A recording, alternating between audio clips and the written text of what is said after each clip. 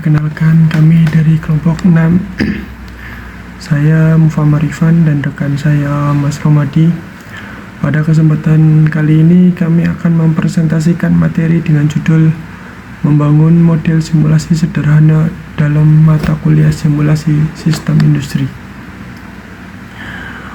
Untuk daftar isi atau topik pembahasan dalam presentasi kali ini, kami akan membahas beberapa poin utama, yaitu Bab 1 tentang pengertian umum simulasi industri dan Bab 2 mengenai studi kasus contoh simulasi sederhana.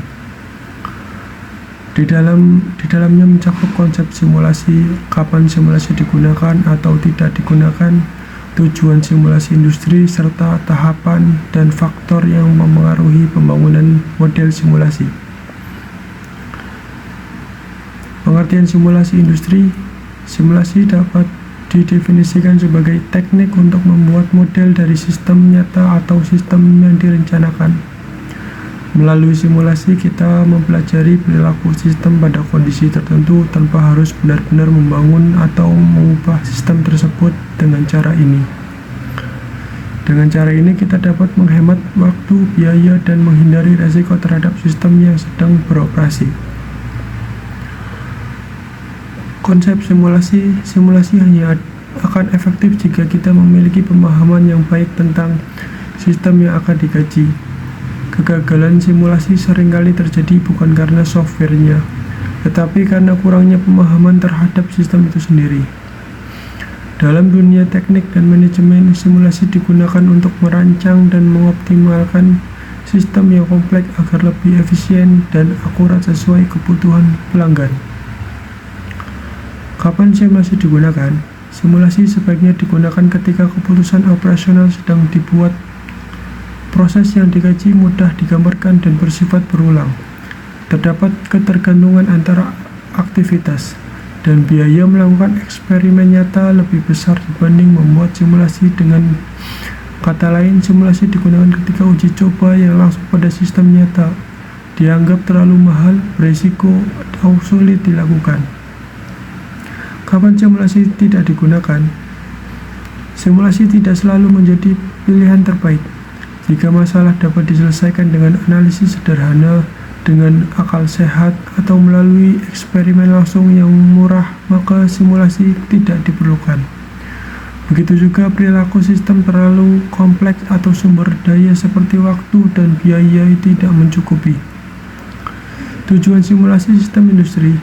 Tujuan utama simulasi adalah memahami perilaku sistem, mempelajari interaksi antar komponen, mengevaluasi berbagai alternatif keputusan, serta mengurangi risiko dan biaya percobaan di dunia nyata. Selain itu, simulasi juga membantu meningkatkan efisiensi operasional dan melatih kemampuan analisis bagi mahasiswa dan praktisi industri. Latar belakang pembangunan simulasi industri. Dalam sistem industri modern, proses produksi dan distribusi semakin kompleks. Perubahan kecil saja dapat menimbulkan dampak besar terhadap efisiensi dan biaya. Karena itu, simulasi menjadi alat penting untuk memodelkan sistem yang rumit agar kita dapat memahami alur, menguji berbagai skenario, dan mengembangkan keterampilan analitis dengan risiko rendah. Tahapan pembangunan model simulasi. Tahapan pembangunan simulasi meliputi: pertama, identifikasi masalah dan tujuan simulasi; kedua, formulasi sistem dan penentuan variabel input dan output; ketiga, pembuatan model konseptual dalam pembentukan diagram alir atau skema proses. Selanjutnya, model diimplementasikan menggunakan software seperti Arena, Flexsim, atau SIMPI.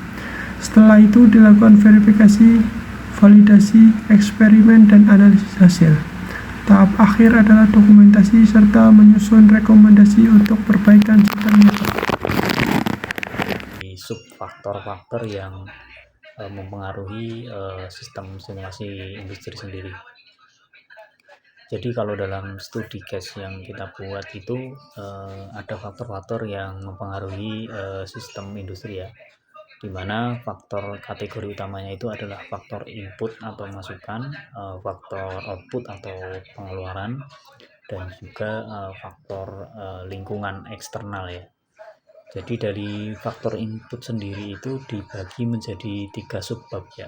Jadi ada bahan baku, tenaga kerja, serta modal. Dan untuk faktor internal sistem itu terdiri dari teknologi atau peralatan, tata letak, metode, dan prosedur kerja atau standar operasional ya. Dan yang keempatnya adalah manajemen.